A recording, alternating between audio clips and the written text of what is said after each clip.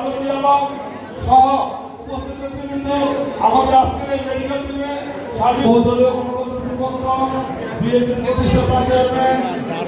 শহীদ রাষ্ট্রপতি সর্বদলীয় সমবায় উপস্থিত আছেন বাংলাদেশ জাতীয়তাবাদী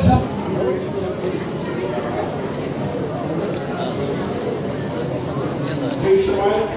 বাজার করতে গিয়েছিলাম, তখন আরিফ ভাইকে আমরা ধন্যবাদ জানাই, সহ সবাইকে ধন্যবাদ জানাই। আমাদের মাঝে আমাদের সমাজী সব থেকে এই ছাত্রদলের পরে আজকে বিভিন্ন পর্যায়ে এসে আজকে শ্রীনগরী লড়েছে এবং উপকৃত হবে। আজকে যেমন মেডিকেল টিম দেখতে পারি, এমন সময় হতে পারে উনি